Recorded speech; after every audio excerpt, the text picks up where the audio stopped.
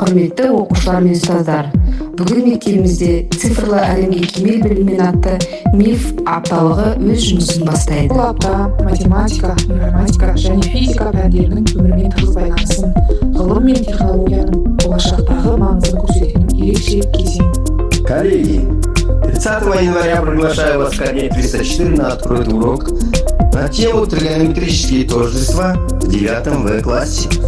18 қаңтар күні болатын 304 кабинетте 5 А сыныбына арналған ондық бөлшектер координаталық сәуледе кескіндеу атты ашық сабағына шақырамын. Дорогие коллеги, приглашаю вас 27 января на открытый урок по геометрии для 8 класса на тему площадь четырехугольников. 304 кабинет с 11:25 до 12:05. Әріптестер, 29 қаңтар 304 кабинетте 9 А сыныбына арналған негізгі тригонометриялық тепе-теңдіктер ашық сабағыма шақырамын.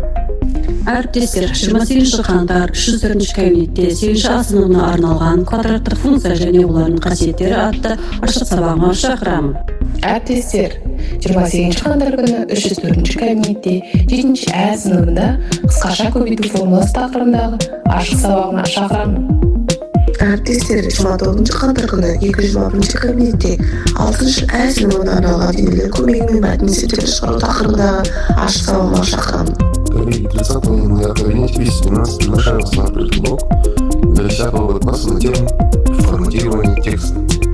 Әріптестер, 27 қаңтар 212 кабинетте 4 А сыныбына арналған видеоны өңдеу ашық сабағыма шақырамын. Әріптестер, 30 қаңтар 211 кабинетте 11 А сыныбына арналған рентген сәулелері ашық сабағына шақырамын. 29 қаңтар 217 кабинетте 8 сыныбына арналған өткізгіштері тізбекті және параллель жалғау ашық сабағына шақырамын.